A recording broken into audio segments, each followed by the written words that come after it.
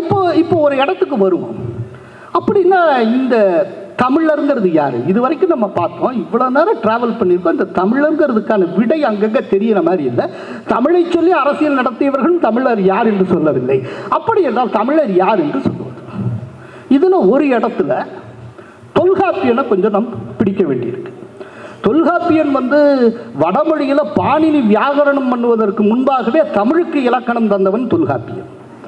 அந்த தொல்காப்பியர் பொருளதிகாரத்தில் சொல்லுகிற போது இந்தந்த நிலத்துக்கு உரிய தெய்வம் இது இது என்று சொல்லுகிறான். குறிஞ்சிக்கு முருகனை சொல்லுகிறான், மருதத்துக்கு இந்திரனை சொல்லுகிறான், நெய்தலுக்கு வருணனை சொல்லுகிறான், முல்லைக்கு திருமாலை சொல்லுகிறான். இப்போ என்ன அப்படின்னா, இவ்வளவு தெய்வங்களும் இருக்கு. இப்போ திடீர்னு புது கண்டுபிடிப்பு. இந்த தொல்காப்பியனுக்கு மேலே நிறைய எக்ஸ்பர்ட்ஸ் இந்த காலத்தில் இருக்காங்க. முருகன் தமிழ் கடவுள், மற்றவர்கள் ஆரிய கடவுள்.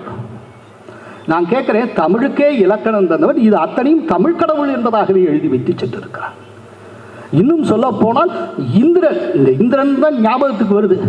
இந்திரனின் வழிவந்ததாக தன்னை நம்பிக்கொண்டிருக்கக்கூடிய நம்மை நம்புகிற ஒரு மிகப்பெரிய சமுதாயம் 40 ஆண்டு காலமாக போராடி இப்போது இந்திரனின் பெயரை தன்னுடைய ஜாதிக்கு போட வேண்டும் என்று கேட்டு அதுவும் நாடாளுமன்றத்தால் ஒப்புதல் செய்யப்பட்டு அதனை பிரதமர் மோடியும் அறிவித்து சென்றிருக்கிறார். அவருடைய பெயர் தேவேந்திர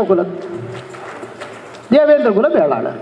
நான் கேட்கிறேன், இப்போ இந்திரன் தமிழ் கடவுளே இல்லை அப்படின்னா, இந்திரன் ஆரிய கடவுள்னா, இங்கேயே காலங்காலமாக இருந்து வந்த இந்த சமூகம் நாங்கள் இந்திரனின் வழிவந்தவர்கள் என்று ஏன் சொல்ல வேண்டும்? அப்படின்னா இந்த சமூகத்தை ஆரியர்கள் என்று சொல்லுகிற துணிவு யாருக்காவது உண்டா? அப்படி சொன்னா அவ்வளவுதான், எலெக்ஷன்ல வேற விதமாகிரும். காலகாலமாக இருந்து வந்திருக்கக்கூடிய சமூகம் இன்னைக்கு நேரத்துக்கு என்னன்னா, இதுல ஒரு முக்கியம், அவர்கள் மருத நிலத்தோடு இருந்தால் அது பற்றி நிறைய ரிசர்ச் ஒர்க்கெல்லாம் இருக்கு. அந்த தேவேந்திர குல வேளாளர் பற்றி, மல்லர்கள் பற்றியும் அதெல்லாம் நிறைய ரிசர்ச் இருக்கு. அதில் அவர்கள் மருத நிலத்திலிருந்து வருகிறார்கள். இந்த மருத நிலம்ங்கிறது வயலும் வயல் சார்ந்த இடமும். சோஷியல் இன்ஸ்டிடியூஷன்ல ஃபேமிலிங்கிறது ஒரு பெரிய இன்ஸ்டிடியூஷன். அந்த ஃபேமிலி அப்படிங்கிறதே மருத நிலத்தில் தான் தோன்றுகிறது.